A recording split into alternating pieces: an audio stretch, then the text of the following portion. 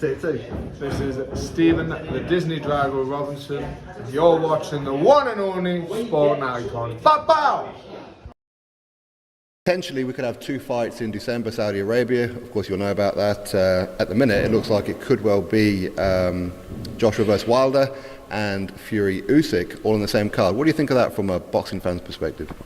It's amazing. It's fights that need to happen because in the 60s, the 70s, the 80s, and even going to the 90s, it was Don King that fucked boxing over with the money and what have you, and you know everyone had to fight everyone. This is what happens in the UFC. This is why I think UFC is unfortunately it's a bit more respected than boxing, because the best fight the best. There's a couple of belts and that's it. We've seen with boxing over the years, it's, you know, to come unified, to come undisputed, to get everything, it's very rare because the best don't want to fight the best. They're with different promotional companies. It's all about money, and I think what's happening, regardless of the fact that it's going to be, you know, it's one of the most expensive history fights ever made. They're talking 500 million to make this happen.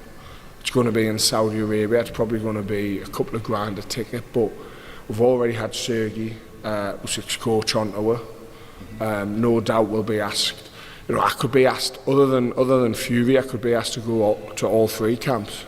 We're similar size and stamp to sort of all 3. So I'm looking forward to it from a boxing perspective. I'm looking forward to from a sparring perspective, a fighter perspective, and you know, I hope it happens for because the fans are wanting.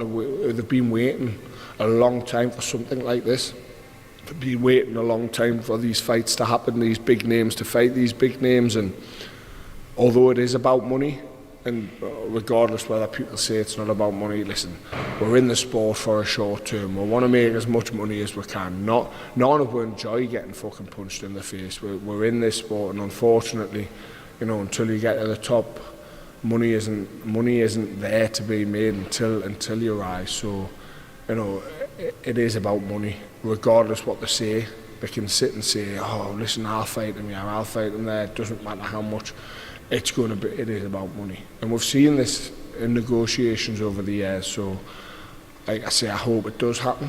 I hope they don't make it £70 for pay-per-view so people can watch it. But I think 80% of people have got fire sticks anyway, to be fair, haven't they? So, regardless of the 80 quid. But yeah, from a boxing perspective, from a fan perspective, forget about the being a boxer side. It'll be amazing for everyone. Actually, what's it like sparring Usyk? Is he as good as what he is on TV?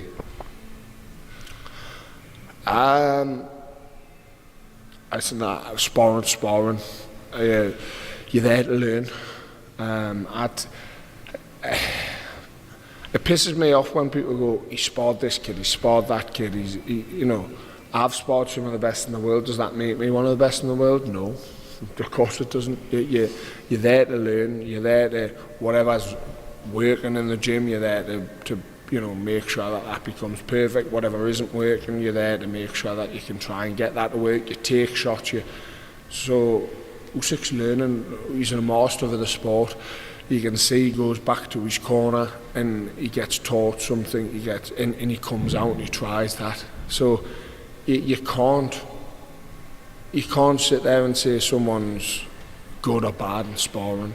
Listen, he's amazing. He's in, he's out. But at the same time, I felt comfortable with him. Would I be able to feel comfortable with him in a ring after a full 12 week of camp, over 12 rounds? Probably not. But over 4 rounds, when I know I'm only doing 4 rounds, when I get told, right, you're doing 4 rounds with him, do what you can. You can put the pace on him. You can do a lot more than what you would be able to do over 12 rounds to him. You can stop his rhythm a bit more, but you can see what's there. And he had only just started the camp when I sparred with him. You know, he was only 3 weeks in. He was doing 15 2-minute rounds. Then that was going to step up to 8 threes. Then that was going to step up to 12 threes. Then that was going to step up to 15 threes. and that's with fresh people. He's, you know, I seen him go and hold his breath underwater for over 3 minutes, come out, put this oxygen mask on, and do his oxygen levels, and the man is on another level. The scientists and the people he's got working with him is unbelievable. But it was good to be part of that, to see what type of things they do. It was interesting.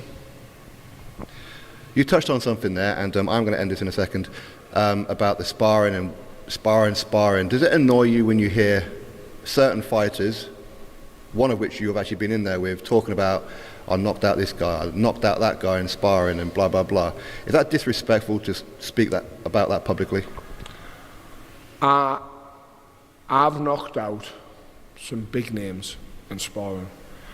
If I ever fought these people, if I ever come toe to toe, and you've seen it where they've gone, I hate you, I will never, ever, ever mention sparring. I'll never mention names, I'll never mention sparring.